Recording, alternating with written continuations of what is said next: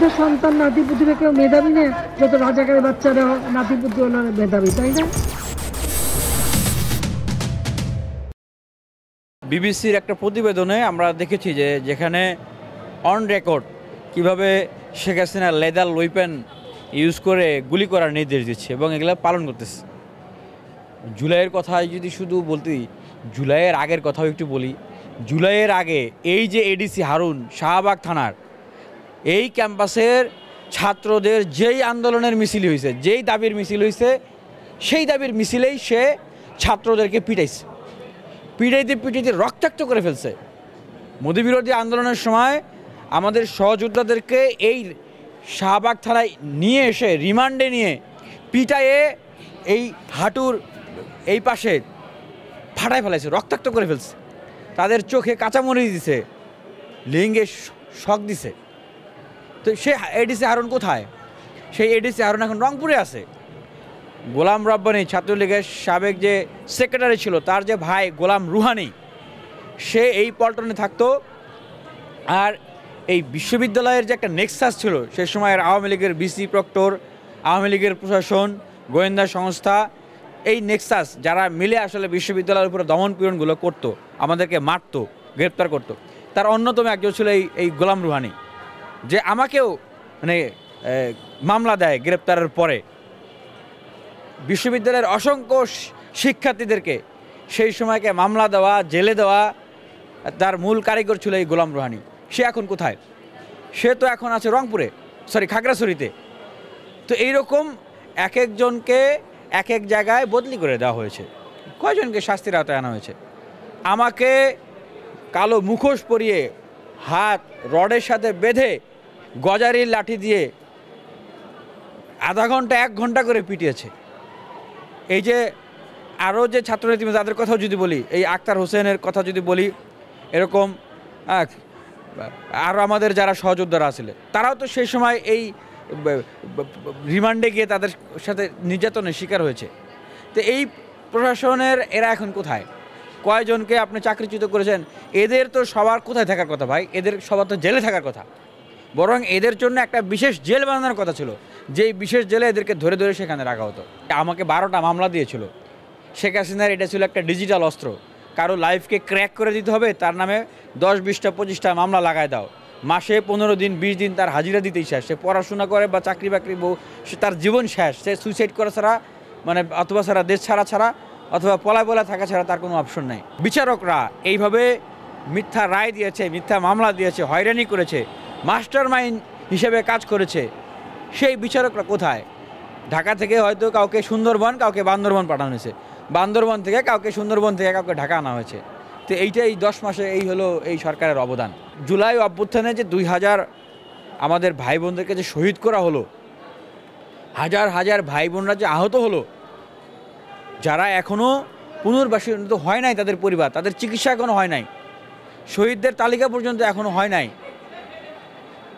এখনও শেখ হাসিনা মিটিং করে অনলাইনে, এটা তো সবাই জানে। এখনও বাংলাদেশের বিভিন্ন বিশ্ববিদ্যালয়ে আওয়ামীপন্থী শিক্ষকরা মিটিং করে, আওয়ামীপন্থী ব্যবসায়ীরা মিটিং করে, এখনও আওয়ামীপন্থী আমলারা গোপন মিটিং করে, এখনও ঢাকা বিশ্ববিদ্যালয়ে ককটেল ফুটায় যায়, ঢাকা বিশ্ববিদ্যালয়ের আশপাশে ছাত্রলীগ আওয়ামী লীগ বলে মিছিল করে যায়। তো এইটা কে এগুলা ঠেকাবে?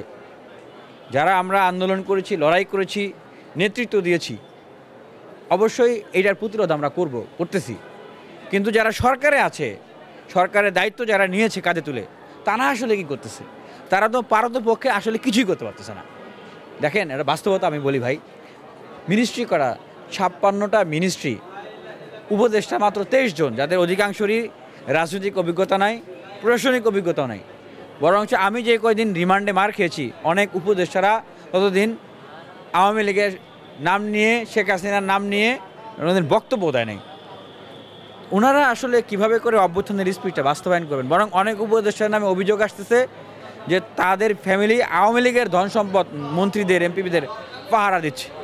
দেখেন, এই বাংলাদেশ থেকেই হাসান মাহমুদ, ওবায়দুল কাদের সহ আওয়ামী লীগের নেতারা সেফলি তাদেরকে পালিয়ে যেতে সুযোগ দেওয়া হয়েছে না? এই বাংলাদেশ থেকেই অভ্যুত্থানের সময় শেখ হাসিনাকে সেফ এক্সিট দেওয়া হয়েছে না? এই বাংলাদেশ থেকে যারা হিন্দিতে কথা বলছিল এবং গুলি করতেছিল তাদেরকে নিরাপদে পালিয়ে যেতে দেওয়া হয়েছে না? 626 জন যে ক্যান্টনমেন্টে ছিল তাদেরকে নিরাপদে পালিয়ে যেতে দেওয়া হয়েছে না? কারা দিয়েছে? তো যারা দিয়েছে তারা কি বাংলাদেশ থেকে চলে গিয়েছে? তারা কি সরকারের মেকানিজমে, রাষ্ট্রের মেকানিজমের ভিতরে নাই?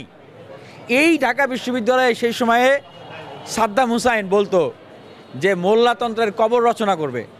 এই ঢাকা বিশ্ববিদ্যালয়ে আপনার মুক্তিযোদ্ধা মঞ্চ নামে একটা সংগঠন বানিয়েছিল তৎকালীন রয়ের পৃষ্ঠপোষকতায়। হ্যাঁ, যেই রয়ের ডিজিএফআইয়ের উপরে 2 তলা রয়ের অফিস ছিল, যেটা আপনারা পরে জানতে পেরেছেন। তারা আমাদেরকে পিটাইছে, এই ডাকসু ভবনের ভিতরে পিটাইছে, ফালায় আপনার লাইট বন্ধ করে আমাদেরকে হত্যার উদ্দেশ্যে তারা সেখানে মারছে। বিশ্ববিদ্যালয়ের এমন জায়গা খুব কমই খুঁজে পাওয়া যাবে যেই জায়গায় আমরা মার খাই। এই যে যেইখানে বসে সাক্ষাৎকার দিচ্ছি না, এইখানে মার খেয়েছি 18 সালে জাতীয় নির্বাচনের আগে। হ্যাঁ, এইখানে নিরাপদ বাংলাদেশ চাই, ভোটাধিকার চাই, একটা আন্দোলন করার জন্য আমরা কয়েকজন নেতাকর্মী এখানে ঢুকছিলাম, কয়েকজন ছাত্র বন্ধুরা। এইখানে ছাত্রলীগ এসে আমাদেরকে বেড়েছে, এইখানে এই টিএসসির গেট বন্ধ করে। তো বিশ্ববিদ্যালয়ের এমন জায়গা খুঁজে পাওয়া যাবে না যেই জায়গায় আসলে আমরা প্রতিবাদ করি না এবং মার খেয়ে নিই। তা আমরা তো মার খেয়েছি, জেল খেটেছি। আমি সলিটারি কনফাইনমেন্টে ছিলাম 7 মাস, সূর্যের আলো বাতাস দেখি নাই। এরকম শুধু আমি না, বাংলাদেশের অসংখ্য তরুণ, অসংখ্য তরুণী অত্যাচারিত হয়েছে, নির্যাতিত হয়েছে, অসংখ্য মানুষ অত্যাচারিত হয়েছে। কেন ভাই আমরা এত এত ত্যাগ করেছি? জাস্ট একটা পাওয়ার হ্যান্ড ওভার করার জন্য তো না। তাহলে জুলাই কোথায় গেল? কোথায় জুলাই? জুলাইয়ের যারা আহত হয়েছে তারা তাদের সেবা পাচ্ছে না, এই জন্য তারা জুলাই ফাউন্ডেশন ভাঙচুর করতেছে। এর চেয়ে অপমান, এর চেয়ে লাঞ্ছনা, এর চেয়ে অপদস্থতার আর কোনো কিছু নাই বাংলাদেশে। অন্যদিকে আমরা দেখছি যে খুবই হতাশার বিষয় যে আমাদের অনেক ছাত্রনেতারা জুলাইয়ের ক্রেডিট নিয়ে টানাটানি করতেছে। আরে জুলাইয়ে তো সমগ্র বাংলাদেশের মানুষ নেমে এসেছিল। বাংলাদেশের মানুষ যখন তাদের প্রোফাইল পিকচার লাল করে, বাংলাদেশের মানুষ যখন আন্দোলনে নামে, তখন কি কেউ জিজ্ঞাসা করেছে যে এই আইডিয়াটা কে দিয়েছে? কে প্রথম প্রোফাইল পিকচার লাল করেছে? এই কর্মসূচিটা কোথা থেকে ঘোষণা করা হয়েছে? কে ঘোষণা করেছে? তারা কি এগুলো দেখেছে? তারা একটা প্রয়োজন বোধ করেছে, তাদের একটা স্বতঃস্ফূর্ত প্রতিবাদ তৈরি হয়েছিল। তারা মোহিত হয়ে বন্দুকের বুলেটের সামনে বুক পেতে দিয়েছে। বন্দুকের বুলেটের সামনে বুক পেতে দেওয়া, জীবনকে উৎসর্গ করে দেওয়া, এটা মহান সৃষ্টিকর্তার পক্ষ থেকে বাংলাদেশের জন্য একটা নেয়ামত। আবাবিল পাখির মতো তারা নেমে এসেছিল। আমি মনে করি আমাদের সবচেয়ে বড় বীর হচ্ছে, মাস্টার মাইন্ড হচ্ছে যারা জীবন দিয়েছে, যারা আহত হয়েছে। এই মানুষগুলো, এই জীবন দেওয়ার মতো মানুষগুলো বাংলাদেশের যে দীর্ঘ 16 বছর, এই 16 বছরে সেই রাজপথে সেইভাবে করে আল্লাহ পাঠায় নাই, এখন পাঠিয়েছিল, তাই আমরা মুক্তি পেয়েছি। এখন ওই জুলাইয়ের চেতনাকে বাঁচাতে হবে। জুলাইয়ের ক্রেডিটকে কুক্ষিগত করে যখন যারা সুযোগ পাচ্ছে তারা তাদের মতো করে এটাকে অপব্যবহার করবে, তাহলে তো জুলাইয়ের বাংলাদেশ রচিত হবে না ভাই। যারা আহত হয়েছে হাসপাতালের বেডে এখনও কাতরাচ্ছে, চিকিৎসা সম্পন্ন হয় নাই, যারা শহীদ হয়েছে তাদের আত্মা কষ্ট পাবে, তাদের পরিবার কষ্ট পাবে এবং তারা আহাজারি করতেছে। আর জুলাই কি ভাই, আপনি কত বড় ফেসিবাদ বিরোধী নেতা, যে একটা প্রতিযোগিতা শুরু হয়েছে, আমি এটা বলতে চাই নাই কিন্তু এখন বাধ্য হয়ে বলতে হচ্ছে আর কি। যদি প্রতিযোগিতার মানদণ্ডে আপনাকে কেউ দাঁড় করিয়ে দিয়েছে মনে হয়, বা আপনি নিজে দাঁড়াতে চান, তাহলে জুলাই কি একমাত্র মানদণ্ড? জুলাই তো ছাত্রনেতা, ছাত্র সংগঠন, বাম ডান মধ্যমপন্থী দেশের মানুষ সবাই নেমেছে। জুলাই সমগ্র বাংলাদেশের ফেসিবাদ বিরোধী মানুষ এই প্লাস। তাহলে আপনি জুলাইয়ের আগে কোথায় ছিলেন? জুলাইয়ের আগে শিক্ষার্থীদের অধিকার, দেশের মানুষের অধিকার নিয়ে কখন কোথায় আন্দোলন করেছেন, নেতৃত্ব দিয়েছেন, কত মাস জেল কেটেছেন, কতবার নির্যাতিত হয়েছেন, কতবার হাসপাতালে গিয়েছেন, ছাত্রলীগের সামনে কতবার দাঁড়িয়েছেন, সেই জিনিসগুলো সামনে নিয়ে আসুন। জুলাইয়ের পরেও তো প্রতিযোগিতা চলতেছে, প্রতিযোগিতা করেন। জুলাইয়ের পরে শিক্ষার্থীদের জন্য কাজ করেন, দেশের মানুষের জন্য কাজ করেন, জুলাইকে সমুন্নত রাখার জন্য কাজ করেন। এই জুলাই নিয়ে এত কেন নানা হচ্ছড়া করতে হবে? আমি 28শে জুলাই গ্রেপ্তার হয়েছিলাম। আমাকে বাইতুল ওয়াহাব জামে মসজিদ, মোহাম্মদপুর হাউজিং সোসাইটি 6 মাগরিবের নামাজ পড়তে বের হই। ফরজ নামাজটা শেষ করে সুন্নত পড়ার জন্য আমি একটু পিছনে আসি। কিছু লোকজন আমাকে ঘিরে ধরে এবং তারা দেখতে মনে হচ্ছিল যে সেই আপনার ওই টোকাই হবে এরকম। আমি ভাবতেছিলাম যে এরা ছাত্রলীগ না কারা এরকম বেশভূষা নিয়ে আসছে। তো আমি বারবার জিজ্ঞেস করতেছিলাম যে ভাই আপনারা কারা, আপনারা বলেন আসলে আপনারা কারা, আমি যাব। কারণ যাওয়া ছাড়া আমার কোনো অপশন ছিল না এবং সেখানে কোনো মিডিয়া বা কোনো ভিডিও বা এরকম কোনো কিছু ধারণ করারও কোনো সুযোগ ছিল না। এরকম একটা অবস্থা। আমার বাবা ছিলেন আমার সাথে। বাবা বলতেছিলেন যে এইখানে এইভাবে করে দীর্ঘদিন থেকে থাকতেছো একটা জায়গায়, অন্তত নামাজটা পড়ো। তো বাবার সাথে নামাজ পড়তে যাওয়ার পরে এই অবস্থা, পরে তারা আমাকে বলল যে আমরা র‍্যাব 3 থেকে এসেছি। পরে আমাকে ধরে নিয়ে আমার বাবার কাছ থেকে গাড়িতে তুললো, চোখ কালো কাপড় দিয়ে বেঁধে ফেললো, আমার মোবাইল ছিল মোবাইলটা রেখে দিল, হাতে হ্যান্ডকাপ লাগালো, ওদের ওই যে বন্দুকগুলো যে থাকে সেগুলো নিয়ে দুই পাশে বেশ কয়েকজন ছিল, তারা বন্দুকগুলো সব বসলো, বসে আমাকে নিয়ে নিয়ে যাচ্ছিলো আর কি। তো তখন আসলে আল্লাহর নাম নিচ্ছিলাম যে সেই সময়ে যেভাবে করে বিভিন্ন জায়গায় গুলি করে মারা হচ্ছিল, গুম করে দেওয়া হচ্ছিল, তা আল্লাহর নাম নিচ্ছিলাম, কালিমা পড়ছিলাম আর প্রস্তুতি নিচ্ছিলাম যে আল্লাহ যদি হায়াত শেষ হয়ে থাকে তাহলে সব গুনাহ খাতা মাপ হয়ে যাক। নবী রাসূলের নাম নিচ্ছিলাম আর সমস্ত জীবনের সব কিছু স্মরণ করছিলাম আর কি। এবং যদি হায়াত থাকে তাহলে তুমি ফিরায় দাও, আমি যে মানে যেন মানুষের জন্য কাজ করতে পারি এই সময়টাতে। তো তারা নিয়ে যেতে যেতে অনেকক্ষণ পরে আমি বললাম যে ভাই আমাকে তো গ্রেপ্তার করছেন, আমার তো আর এখান থেকে বের হয়ে যাওয়ার কোনো সুযোগ নাই, আমার চোখের মানে বাঁধনটা একটু খুলে দেন। তারপরেও তারা খুলে নাই। তারপর জিজ্ঞেস করলাম ভাই কোথায় নিয়ে যাচ্ছেন একটু বলেন। তো বলতেছিল র‍্যাব 3-তেই তোমাকে নিয়ে যাওয়া হবে। কারণ অনেক সময় তারা আসলে মিথ্যা কথা বলে একটা কিন্তু করে আরেকটা, গুম করে দেয়। তো এর আগেও যখন আমি গ্রেপ্তার হয়েছি বা আমাকে তুলে নিয়ে গিয়েছে সেই সময়গুলোর অনেক ছবি বা ভিডিও ডকুমেন্ট ছিল। তো অনেকে জানছে যে আমাকে কোথায় নিয়ে যাচ্ছে, কিন্তু এই 28শে জুলাই আসলে এরকম কোনো ডকুমেন্ট ছিল না। তো এই জন্য আমার কাছে মনে হচ্ছিল যে আসলে হয়তো আমার ট্রেসও কেউ করতে পারবে না। তারপরে নিয়ে যাওয়া হলো র‍্যাব 3-র কোয়ার্টারে।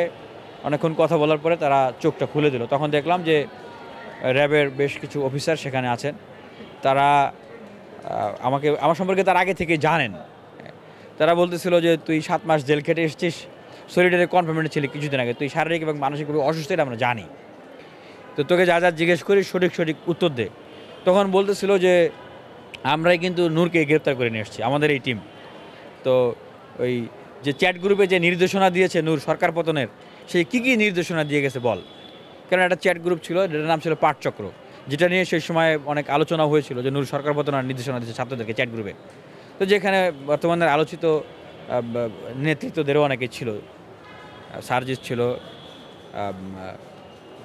নাহিদ বা এরকম আরও অনেকেই ছিল আর কি সেখানে। তো সেই বিষয়টা সম্পর্কে বারবার জেরা করছিল আর কি। কারণ আমি আল্লাহর কাছে দোয়া করছিলাম, আল্লাহ এমন কিছু উত্তর আমার মুখ দিয়ে বের করে দাও যেন আমি আটকে না পড়ি এবং আমার কোনো সহযোদ্ধা বা আন্দোলনের কোনো ক্ষতি না হয়। তো সেখানে তখন বেশ কিছুক্ষণ আমার সাথে প্রশ্ন উত্তর করলো। এরপরে বললো যে ঠিক আছে তুই এখানে বসে থাক। বসে থাকার পরে বললো আমাদের সিনিয়র অফিসারদের সাথে কথা বলি, বসের সাথে কথা বলে আসি। তো প্রায় 1 ঘন্টা পরে আবার আসলো। এ বলতেছে যে বসের সাথে বলা হয়েছে, তো তোর বিষয়ে কি সিদ্ধান্ত এখনও আসতেছে না।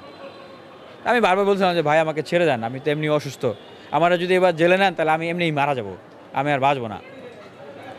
তো আবার অনেকক্ষণ পরে বললো যে তোর বিষয়ে কোনো সিদ্ধান্ত দেয় নাই, আমরা যেটা সিদ্ধান্ত আমরা চাইলে তোকে গ্রেপ্তার করতে পারি, চাইলে ছেড়ে দিতে পারি, কী করবো বল।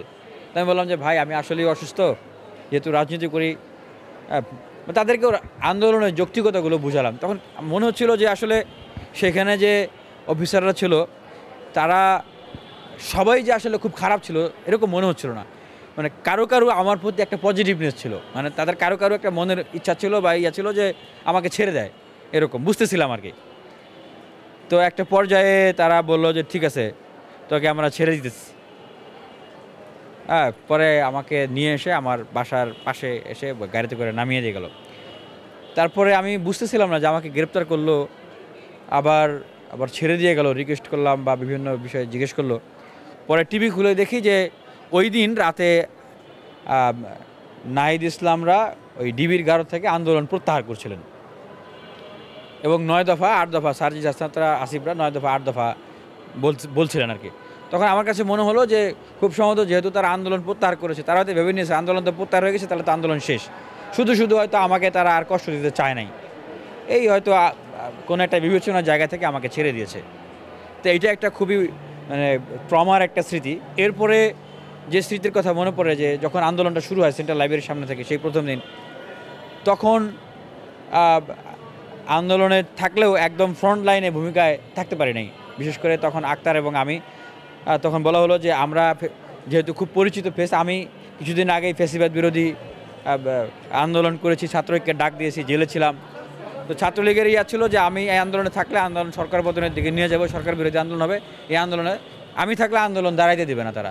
তো সেখানে কৌশলগত কারণে শুরুতে আন্দোলন ফ্রন্টলাইনে না থাকলেও যখন এই যে তারা ডিবির কারণে ডিজিএফআইয়ের নজরবন্দিতে মানে আলোচনাটা ছিল এরকম যে সেই সময়গুলোতে আমরা যেন সেই আন্দোলনটা ধরে রাখি।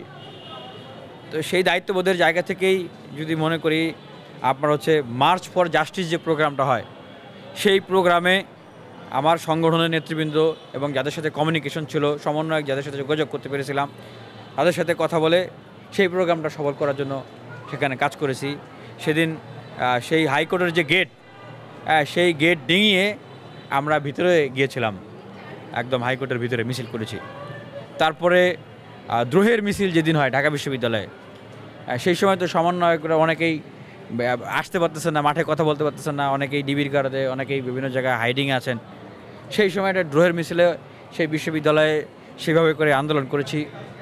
এবং বিশেষ করে পল্টনে যখন ঢাকা বিশ্ববিদ্যালয় বন্ধ হয়ে যায়, তখন পল্টন এরিয়াতে এবং ঢাকা বিশ্ববিদ্যালয়ের আশপাশে যে প্রোগ্রামগুলো হয়, সে আমার বক্তব্যগুলো এখনও আছে ফেসবুকে। আমি বারবার হচ্ছে আমাদের যে ছাত্র বন্ধুদেরকে গ্রেপ্তার করা হয়েছিল, আটকে রাখা হয়েছিল, তাদের মুক্তি দাবি করেছিলাম। তারপরে যাদের নামে মামলা দেওয়া হচ্ছিল, নিরপরাধ শিক্ষার্থীদেরকে মারা হচ্ছিল, তাদের মামলাগুলো খারিজ করে দেওয়া হয়, জেল থেকে যেন মুক্তি দেওয়া হয়, আর কোনো শিক্ষার্থীদেরকে যেন গ্রেপ্তার না করা হয়, হয়রানি না করা হয়, এই দাবিগুলো উপস্থাপন করে আসছিলাম। আমাদের ছাত্র বন্ধুরা যারা হাইডিংয়ে ছিল তাদেরকে যেন আমাদের হাতে তুলে দেওয়া হয়, সেই দাবিগুলো জানিয়ে আসতেছিলাম। এবং যখন এভাবে করে ধারাবাহিকভাবে আসলে এই কাজগুলো করতেছিল, তখন তো আর দাবি জানানোর আসলে কিছু থাকে না এই সরকারের এক দফার পতন ছাড়া। তখন এই আপনার সেই বক্তব্যগুলো এখন পাবেন যে মার্চ ফর জাস্টিসে এই শেখ হাসিনার এক দফার যে পতন, তার যে পদত্যাগ, সেই দাবিগুলো তখন থেকেই করা ছিল। দ্রোহের মিছিল যেদিন হয় সেদিনও আমরা সেই পতনের কথা বলেছি। যদিও পরবর্তীতে এখানে একটা বিশাল সমাবেশের ভিতর দিয়ে সেই এক দফার ঘোষণা দেওয়া হয়, কিন্তু আমরা আসলে আমি আসলে যখনই সুযোগ পেয়েছি আমি এক দফার কথা বলে দিয়েছি, শেখ হাসিনার পদত্যাগ চাই, আমরা আওয়ামী লীগের পতন মানে পদত্যাগ চাই।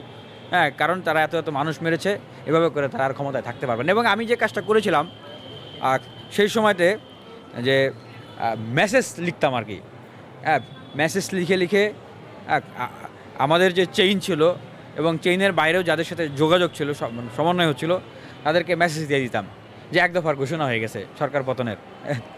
তো এইটার উদ্দেশ্য ছিল যে মানে মানুষকে একটা মেসেজ মানুষের কাছে ছড়িয়ে গেলে তখন তারা এক দফার দিকে ধাবিত হবে, মোটিভেট হবে। কিন্তু তখনও আসলে এক দফার ঘোষণা দেওয়া হয় নাই ওই সময়টা, কিন্তু তারা ডিবির কারণে এবং ওনারা 9 দফাকে 8 দফা বানিয়ে ফেলেছে। আমার কাছে মনে হতো যে এই আন্দোলন যেন এক দফা থেকে আর ব্যাক না করে, এটা যেন বিভ্রান্তে না পড়ে।